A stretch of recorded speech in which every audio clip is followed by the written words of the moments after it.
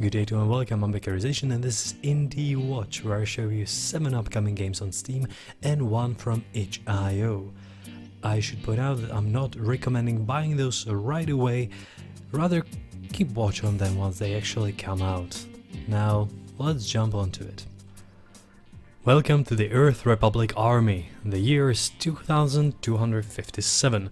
Fight against rebels, explore territories, build new bases, develop new vehicles, discover what lies ahead and restore peace.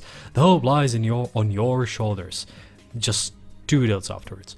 So, even though the description is not that great, RTS Commander Smash the Rebels is a solid looking old school style RTS, which reminds me in its style of a Red Alert, like the first one.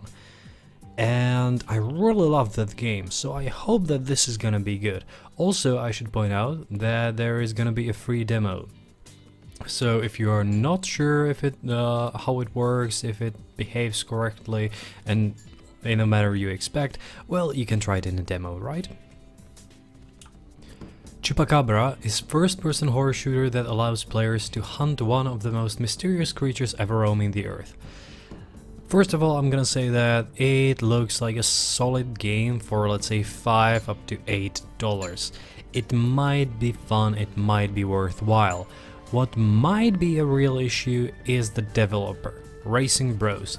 I will talk about Racing Bros sometime this week, because the games that they have been putting out are not greatest and they are just asset flips. And this one is not just the asset flip, they actually changed the genre a bit, changed the works a bit, but they are just using the same engine all over. As you can see, the shadows are kind of bad, but well, for a low budget game, for low budget fun, it might be just a solid experience.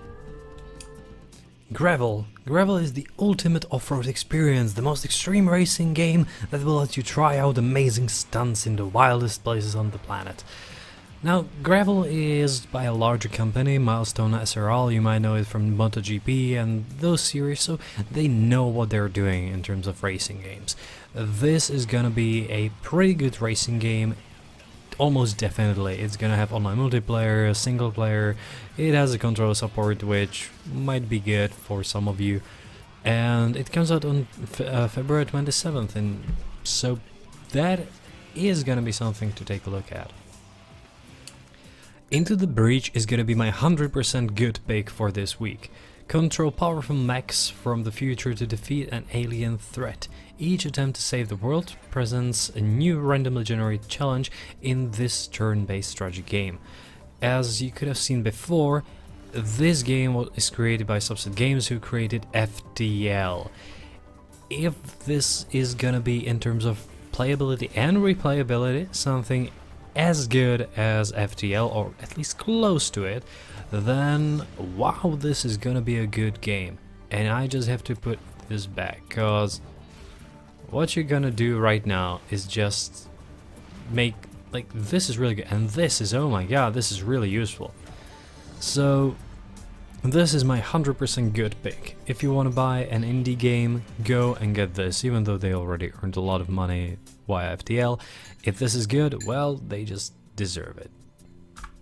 Deep Rock Galactic. Deep Rock Galactic is a 1 to 4 player co-op first sci-fi FPS featuring badass space dwarves, 100% destructible environments, procedural generated caves, and endless hordes of alien monsters. It's gonna be fun if you have 4 or 3 other people to play with, definitely.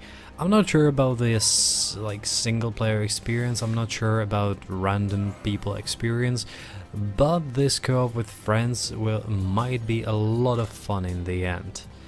One of the problems is that it's early game or early access game, so the quality might be lower than expected, but on the other hand, in a year or two, or when they actually come out, it will be most likely a fairly good experience, and you can get into it early, even though I'm probably not sure if it's gonna be worth it if it costs more than $14.99. Puppies vs. Undead, an exciting tower defense board game.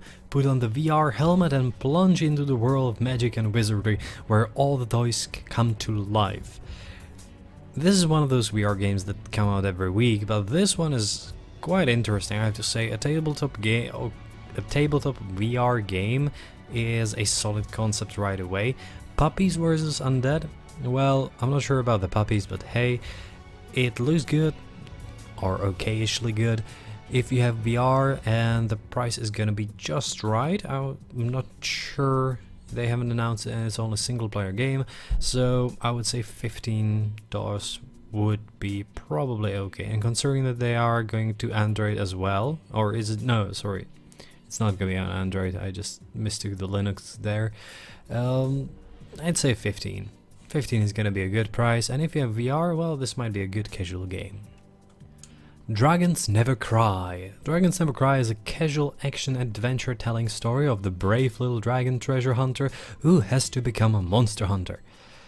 It is a debut of this Fire Vector company. It is supposed to be a children-friendly game, which there isn't a lot of them. Even though there is violence, of course, it's animated violence, and you're a dragon. It's kind of cool, isn't it? If you have a small kid, that's fine. If you are into these kind of games, it might be just nice casual thing to play. There are going to be some puzzles, there is going to be some combat, there are dragons. Not sure about the price. It comes out on February 28th, and I think that it will be something to keep a look at. And for the itch.io this week, I have chosen Skullhammer. The main character, a skeleton without a name, has been imprisoned inside the haunted dungeons. Neither him nor you know how it's happened, but you need to help that guy find a way out. It is a fairly good looking game. It reminds me of a Rogue Legacy in one of those weird color modes that was part of your character sometimes. But this might be a fun thing. I should point out that this is name your own prize game. So you can download it for free, and then you can, after you finish it, you can just decide, okay, this was worth $3, I'm gonna give this guy $3. It is this way, and this way is fairly good for indie developers. And if you like it, you like it. If you don't like it, well, you're just gonna play half an hour and then nothing. That's also okay. So, Skullhammer on itch.io. I hope that you enjoyed this episode, and if you did, don't forget to like it, don't forget to share it, and if you really like it, subscribe and take a look at other videos on my channel. Well, thanks for watching, and see you next week.